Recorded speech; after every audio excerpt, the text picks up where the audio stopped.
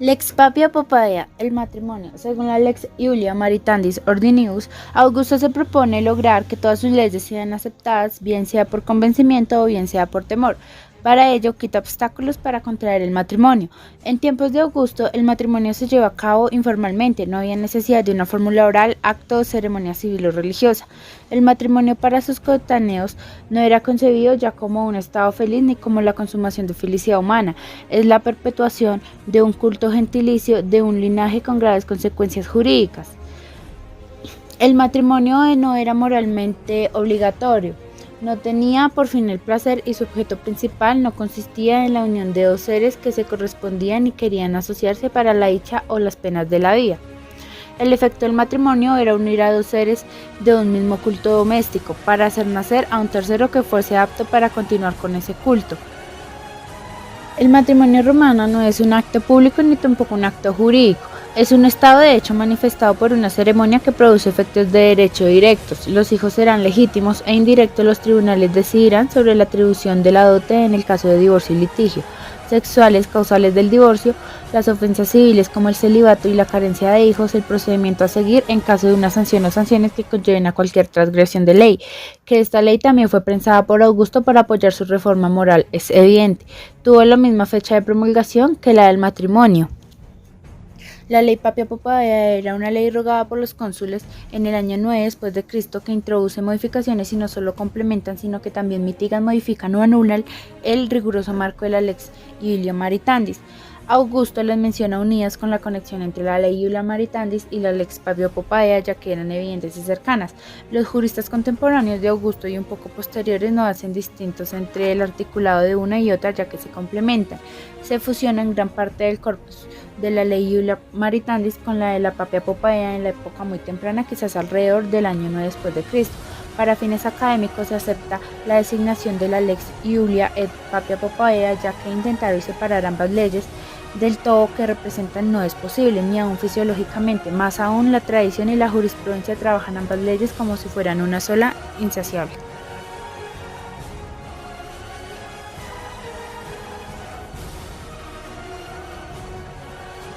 Mujeres entre los 20 y los 50 que gozaran del ius connubii, el derecho de realizar matrimonios entre ciudadanos y a ellos equiparados, la condición más importante, casi nunca, para los contrayentes era manifestar el consensus. Deberían, según Augusto, contraer matrimonio en la forma establecida por sus leyes familiares. No por contar con el consensus, es decir, el consentimiento de, se descartaban otros elementos usualmente acostumbrados a los ritos del matrimonio, como el compromiso, la dote, la procesión ceremonial de casa de la novia a casa del marido, el festín de bodas, los anillos de oro, los epitalmios, etc.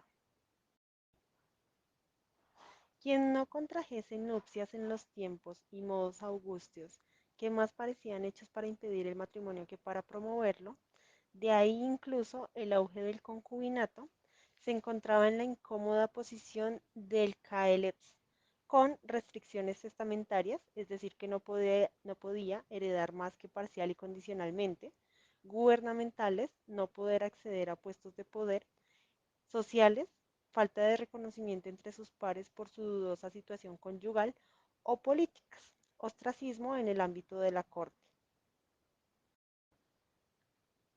Un caelebs podía ser quien no se hubiese casado en la edad especificada o cuya Promoción de la fecundidad.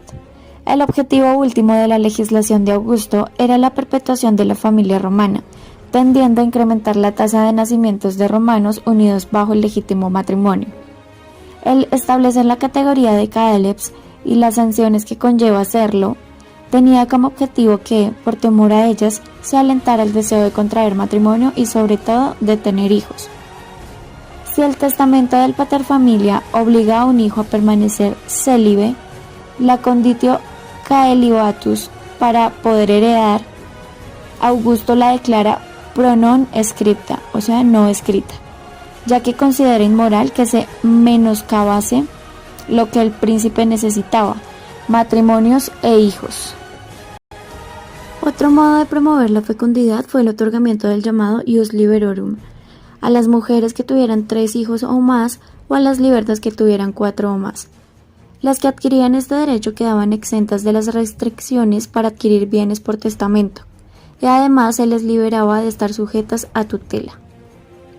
Este privilegio fue extendido por decisiones de los emperadores a mujeres que estaban en otros supuestos, con lo que fue perdiendo su carácter original de estímulo a la fecundidad y se convirtió en un privilegio que otorgaba discrecionalmente el emperador a ciertas mujeres, como las vestales, que por razón natural no podían tener hijos.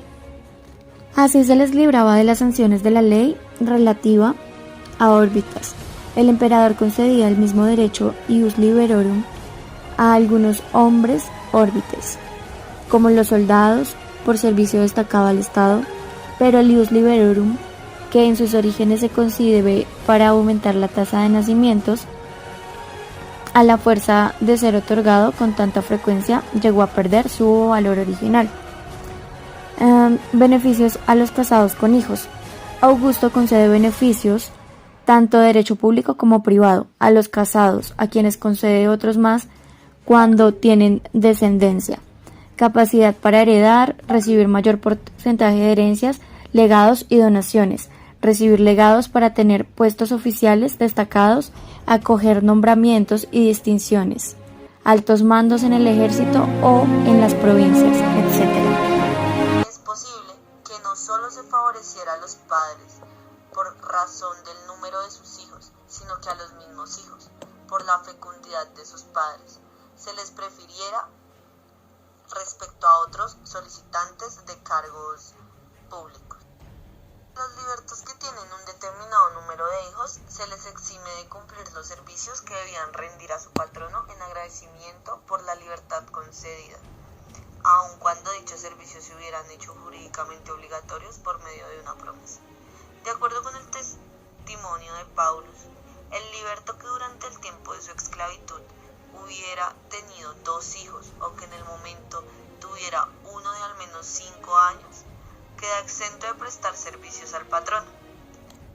Parece ser, según informa Gellius, que el jurista Adello Capiton había afirmado que el padre que tuviera al menos 3 hijos podría liberar a su hija si resultaba electa para desempeñar el cargo de vesta. Otro estímulo importante fue favorecer a los varones casados con hijos para ser electos para los cargos públicos, lo cual parece que estuvo establecido en el capítulo 7 de la Lex Lulia de Maritandis Ordinibus, de acuerdo con el informe del mismo Gellius. Esta preferencia significó en concreto los siguientes beneficios.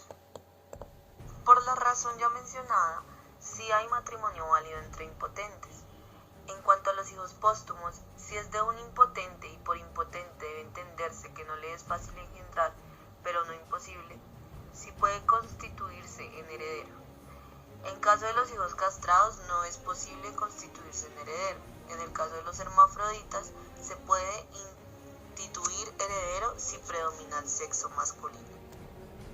Cuarto, en la reorganización de los gobiernos provinciales que llevó a cabo Augusto en el año 27 a.C., liberó a los procónsules casados y con hijos de echar suertes para asignarles la provincia a los que serían destinados y les permitió escoger, aunque no en todos los casos, también para el nombramiento de cargos en caso de empate en los votos. Se prefiere a los padres con hijos. Quinto, es posible que las mismas preeminencias se hicieran extensivas para el nombramiento, no solo de procónsules, sino también de retores y otras magistraturas.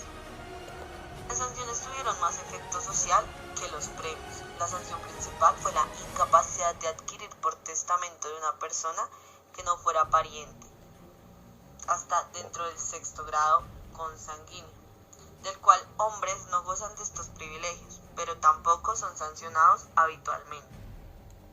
Dicho ser incapaz era un delito. El objetivo de las leyes matrimoniales de Augusto, el que haya matrimonios entre los hombres y las mujeres de edad fértil y que procreen, era asegurar con el establecimiento de sanciones a quienes no cumplan con las disposiciones legales en cuanto a matrimonio y procreación, y de premios a quienes sí las cumplen. Un estímulo adicional que muestra hasta qué punto de detalle llegaban los premios Divorcio y viudez. En caso de divorcio o viudez, de acuerdo con las leyes Julias de Maritantis Ordinibus y de Adulteris Coercendis, tanto hombres como mujeres, estas podían no hacerlo si ya gozaban de ius trium liberum. Deberían volver a contraer nupcias si están en el intervalo de edades específico para volver a hacerlo, para evitar contraer sanciones de los caelips, impuestas por la Lex Julia de Maritantis Ordinibus.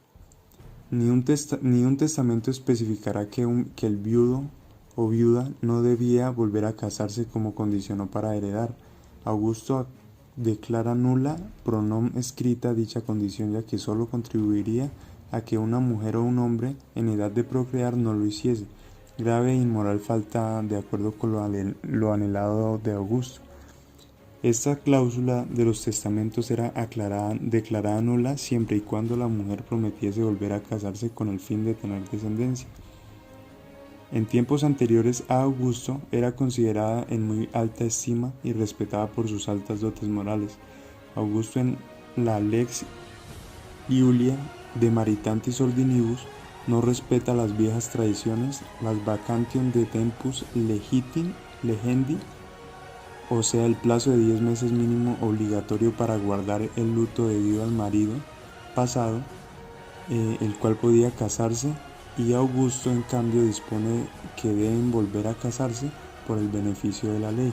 Para las divorciadas tampoco se tomará en cuenta periodo alguno, ya que Augusto quería que la mujer, si tenía la edad requerida, se casase de inmediato, sin tomar en cuenta la turbatio sanguinis, periodo de 6 meses después del divorcio, para evitar errores en la filiación de los hijos.